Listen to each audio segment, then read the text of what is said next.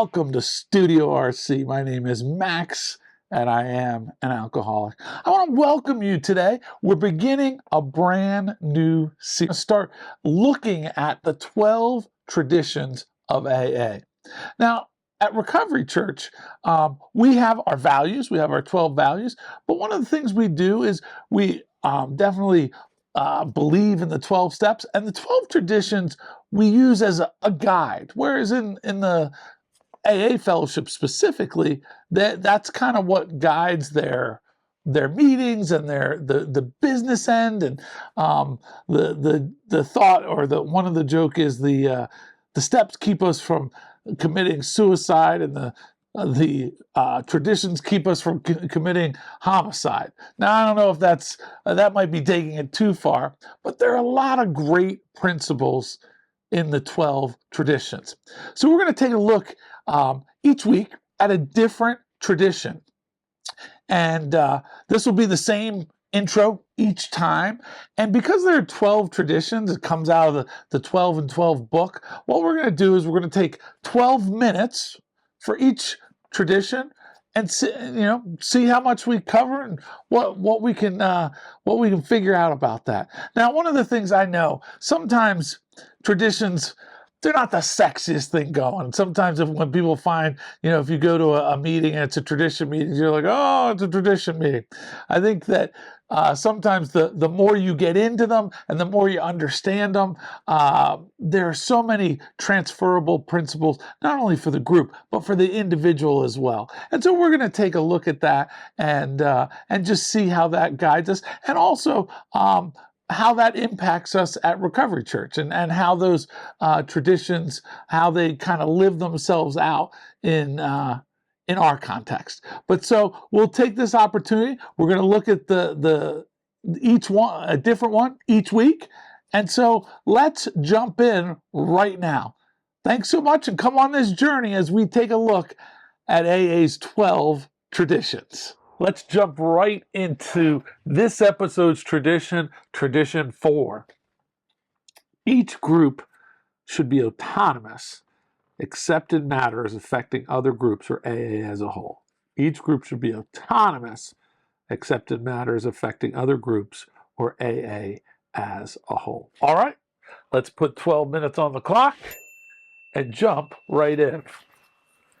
Autonomous, right off the bat. The tradition reads is a $10 word, and it is. And it's a word I did not know until I came to enough meetings and I heard it explained. But the book tells us, means very simply that every AA group can manage its affairs exactly as it pleases, except when AA as a whole is threatened. So autonomy means you're kind of your own entity, and as long as your entity, whatever it does, doesn't affect all the other groups, you can do things in your group. Whether you want to serve coffee or not serve coffee, have cookies, not have cookies, it's up to your group. You're autonomous except in matters that affect AA as a whole. And the Recovery Church has a similar model. We have shared values and we have shared things that we're doing, but different groups do different have different approaches. So in Recovery Church, you might have one group that just is a Bible study that meets around the table. You might have one group that has an open discussion format during their service time, and you may have a group that maybe it's too big. It doesn't have any open share time. So each campus is autonomous in and of itself, meeting sort of the needs of its members to the best. Now, we share values, but one of the things that Recovery Church isn't, neither is AA, is we're not franchises per se. Every branch you go to, you're not getting the exact same French fries, but you will get fed. And the meal will have similarities, but maybe there'll be some different things, based on culture, based on where we're at, based on just various things. Like as the online campus pastor, one thing that we're hampered from doing is we're not in a position really to do baptisms. Now, we have an in-person once a year opportunity to come together, so we can do baptisms there, but we're not in a position to do baptisms. Some of our churches do baptisms once a month. Some do them once a quarter. Some don't do them at all. You're autonomous in whether you do that or not. And it's not that we don't believe in baptisms. There's just freedom that each group has. And autonomy, really, that's what that means. It means that you have freedom to figure out how you're going to do this thing called recovery, whether it's in an AA meeting or whether it's in recovery church. So now the 12 and 12 says, we are so largely a band of ego-driven individualists. Ooh, that hurts. It says we're children of chaos. We have definitely played with every brand of fire only to emerge unharmed, and we think wiser. And I think that that's where a lot of the traditions have come out of, is playing with fire and then finding out, whoop, let's back it up. That didn't work. A group ought to not do anything that would greatly injure AA as a whole, nor should it affiliate itself with anything or anybody else. An AA group needs to stick to its course, or it becomes hopelessly lost. Sobriety has to be its sole objective, and we'll actually talk about that in another tradition. But no one is great. Every group has the right to be wrong. So they can try something out, and if it doesn't work, they can figure it out. They can listen to other people's experience, strength, and hope, but they have the autonomy to say, we're going to try something. And even if tradition says that, this isn't the best way, as long as it doesn't affect other groups, people can try things out. Now, the example they give in the book, and I love this, there's a group, and they say from a town called Middleton. They said, I think that was just a pseudonym, but this group in Middleton had figured out that what their town needed was a great big alcoholic center, kind of a pilot plant that AA groups could duplicate everywhere. And they on the ground floor there'd be a club, and on the second floor there'd be a detox for drunks and maybe a rehab, and on the third floor there would be classes about getting their finances and overcoming their debts, and educational programs, and they would build this big tower. Now, this would all, of course, take money, and of course, their idea was to take other people's money. And believe it or not, for Middleton, the wealthy town folks bought the idea. And there were some people in the group that were not comfortable with it, so they wrote to the General Service Office, which is it is the AA office, and they kind of give guidance or give some encouragement or advice of, this is what we encourage you to do or not do.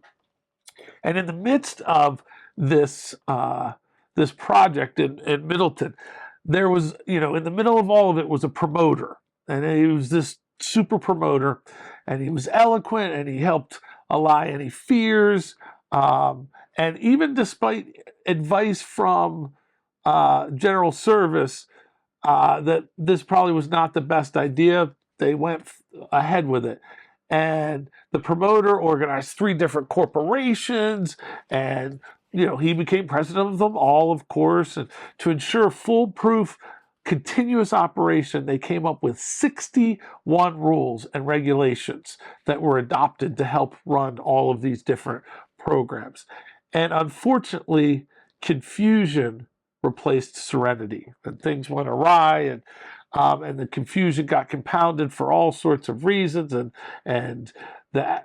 some alcoholics weren't sure if they were alcoholics, and there was confusion. And so after this whole experience, that everything came crashing to the inevitable end. There was this big, this collapse at the end. Everything came crashing down, and it didn't work. And after it was all said and done, the head promoter wrote the foundation office, and he said, "You know what? I really wish I had paid some attention to what you had said." And then he did something that was going to become an AA classic. And you may even know this reference and didn't know that this is where the reference came from Tradition 4. But it it went on this little card, about a golf-sized scorecard, and on the cover it read, Middleton Group number 1. And then it says Rule 62. And once the card was unfolded, a single pungent sentence said, "Don't take yourself too damn seriously." So that Rule 62 is, don't take yourself too seriously. So that they got it. They got it through an experience. Under Tradition 4, an AA group, again, they had exercised their right to be wrong. But they were humbly willing to apply the lessons they had learned. And even the chief architect, standing in the ruins of his dreams, could laugh at himself. And that's the very genesis of humility. Now, I'll share one of my experiences. I went to a meeting in Akron, Ohio. Akron, Ohio is noted as where AA began, and that was where the founding became. Dr. Bob's house is there. You can visit the house. It's a museum, and it's just a great thing. And they have Founders Day there as well. So I had visited some of these places. I went to a nighttime meeting. I was so excited to go to a meeting in Akron, Ohio. And I got to the meeting. It was a pretty big meeting. And I went up. There was a table. And on the table, they had all kinds of literature. But to my surprise, they had literature that was non-AA approved. And non-AA approved literature, excuse me, AA approved literature is just the literature that AA has printed, the big book, the 12 and 12, some of the other companion books that AA has done. But normally, at most AA meetings, they normally stick to AA approved literature, at least the meetings I went to. So I went to this meeting, and they had guides from rehabs and other things and all these things, and I was beside myself, like, this is not AA approved, and I'm in Akron, Ohio, where it all started. And the point was, their group thought these things would be helpful, and they were autonomous. They could make the decision to say, you know what, we're going to put a Hazelden 4th step guide here, and we're going to have the Little Red Book or the Little Black Book. Those are 2 little devotional books that are recovery-based books, right next to the Daily Reflections, which is the AA approved. But they have the autonomy to do that, and as long as it's not affecting AA as a whole, they could do that. And so, as you consider, here are some questions to consider in regards to the 4th tradition that I thought were really helpful. Does my group always consider the welfare of the rest of AA, of nearby groups, of loners in Alaska, or internationalist miles out on sea, or groups in Rome or El Salvador? Do we think like that? Are we willing to help a newcomer go to any lengths, their lengths, not ours, to stay sober? What is that? How does that play out with the autonomy? It tells us in the tradition, wherever 2 or more alcoholics are gathered together to practice AA principles, it's an AA group if they say so. We often hear you only need 2 people to have a meeting. And in the Bible, in Matthew 18:20, it says, where 2 or 3 are gathered in my name, I am there. So again, when there's a collection of people, and as small as 2 people, it can be a meeting. And one of the things, if you travel at all, you see, much like I saw in Akron, and that different groups do things differently, and as long as they don't affect AA as a whole. And let me give you just some quick examples. I know we're up against the 12-minute mark, but listen to just these examples to understand how can you, you know, hurt the whole. Maybe there's a group that says, you know what, we have the answer. Much like the Middleton group, what if the group says, you know what, the 11th tradition rather, that talks about attraction rather than promotion, you know what, that's really outdated. What we're going to do is we're going to come right out and we're going to give AA or some good old vigorous promoting, and the general public, this one group becomes this conspicuous group becomes it represents AA for people, and its antics reflect not only on those ignored little neighborhood groups, but on the entire fellowship. So something like that affects AA as a whole. Something like in different parts of the country, if you identify and say, hey, my name is Max, I'm an alcoholic, in some places there's no response. In some parts of the world they say, hey, Max, but that's, you're autonomous to figure out how your group will do that or not do that. That doesn't affect AA as a whole. If you were like, we're going to promote and say we're not anonymous, we're proud, or there's in the illustrated 12 traditions it says free beer at your first meeting, you join the in crowd when you join AA, like those probably will affect AA as a whole. And so understanding and knowing that a lot of the minutia that we try to figure out for our group does not affect AA as a whole. So, as in conclusion, since we're past the time, these traditions, it goes, the 12 minutes go very quickly, but with each group should be autonomous, except in matters affecting other groups or AA as a whole. Each AA group can make its own decisions as long as those decisions don't harm other groups or AA as a whole. That's so there's a lot of autonomy. There's a lot of opportunities to make decisions for your group. It tells us in 1 Corinthians 10:23, all things are lawful, but not all things are helpful. And not all things build up. So, like another way, it says all things are permissible, but not all things are beneficial. Like you can do what you want, even though it might not be beneficial. You have the right, the choice to be able to do whatever you want, but it might not help build you up. It might not help honor God and the God of faith. And then the final thing is that spiritual concept. And not autonomy allows for flexibility and adaptation to local needs while still maintaining a sense of responsibility toward the larger community. And that's true in Recovery Church. It is also true in the rooms of recovery. So that's tradition 4. That's our stab at it. Again, if you have thoughts, love for you to put some comments in and start discussions and give your thoughts. We'd love to have those. And we thank you for coming to Studio RC for another episode. And so we encourage you to like, share, subscribe, continue to increase the footprint of Studio RC. So we thank you for coming, and we remind you, Recovery Church, 12 steps, one goal. God bless, and we'll see you next time.